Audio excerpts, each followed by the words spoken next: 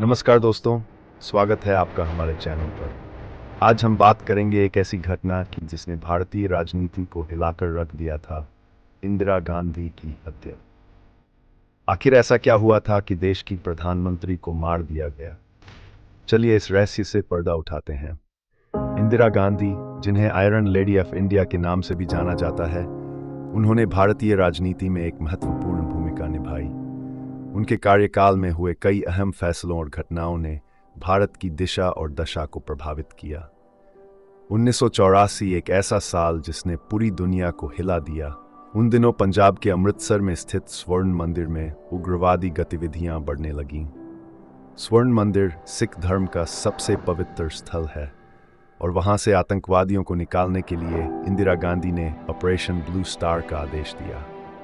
Operation blue star 1984 में भारत सरकार द्वारा अमृतसर, पंजाब में स्थित स्वर्ण मंदिर से आतंकवादियों को निकालने के लिए चलाया गया सैन्य अभियान था। इस ऑपरेशन का मुख्य उद्देश्य था जनरल शाबिग सिन्हा के नेतृत्व में भिंडरावाले और उनके अनुयायियों को पकड़ना, जो स्वर्ण मंदिर परिसर में शरण लिए हुए थे और शस्त्र विद्रोह कर रहे थे। भिंडरावाले प्रमुख रूढ़िवादी सिख धार्मिक संस्था दमदमी टकसाल के 30 नेता थे।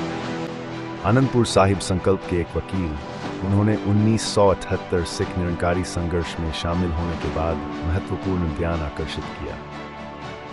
1982 की गर्मियों में भिंडरावाले और अकाली दल ने धर्म युद्ध मोर्चा की शुरुआत की, जिसका घोषित उद्देश्य भारत के भीतर एक बड़े पैमाने पर स्वायत्त राज्य बनाने के लिए आनंदपुर साहिब संकल्प पर आधारित मांगों की एक सूची को पूरा करना था। सिंचाई के पानी का बड़ा हिस्सा बरकरार रखने और चंडीगढ़ की पंजाब में वापसी की उम्मीद में हजारों लोग आंदोलन में शामिल हुए। मौजूदा आर्थिक, सामाजिक और राजनीतिक स्थितियों को लेकर सिख समुदाय के कुछ वर्गों में असंतोष था। समय के साथ भिंडरावाले सिख उग्रवाद का नेता बन गया। 1982 में भिंडरावाले और उसका समूह स्वर्ण मंदिर परिसर में चले गए और इसे अपना मुख्यालय बना लिया।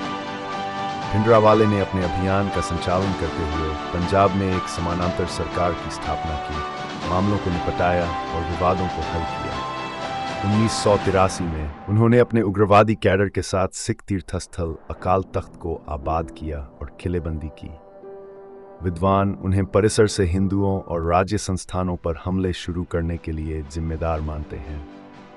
जून 1948 में स्वर्ण मंदिर परिसर में हरमंदिर साहिब की इमारतों से जरनैल सिंह भिंडरावाले और उनके सशस्त्र अनुयायियों को हटाने के लिए भारतीय सेना द्वारा ऑपरेशन ब्लू स्टार चलाया गया था।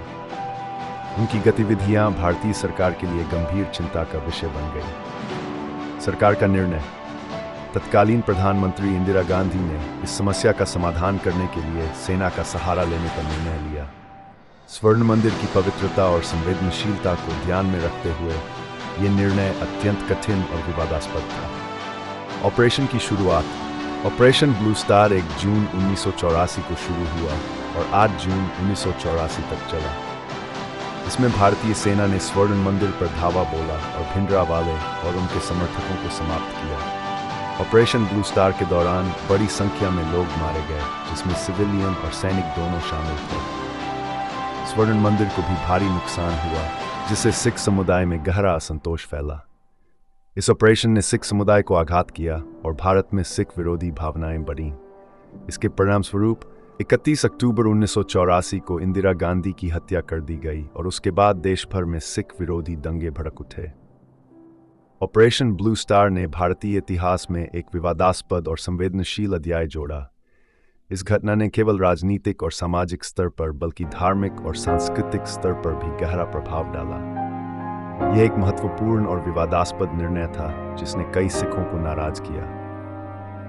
बढ़ता ऑपरेशन ब्लू स्टार के बाद देश में सिख समुदाय में गहरी नाराजगी फैल गई। इंदिरा गांधी के खिलाफ आक्रोश बढ़ने लगा और उनके सुरक्षा कर्मियों में भी असंतोष पनपने लगा। 31 अक्टूबर 1984 का दिन ये वो दिन था जब इंदिरा गांधी को उनके ही सुरक्षा कर्मियों सतवंत सिंह और बेअंत सिंह ने गोली मार दी। उनके लिए ये एक प्रतिशोध था ऑपरेशन ब्लू स्टार का। इंदिरा गांधी जी की हत्या के बाद पूरे देश में हिंसा फैल गई। दिल्ली और अन्य स्थानों पर सिख विरोधी दंगे भड़क उठे।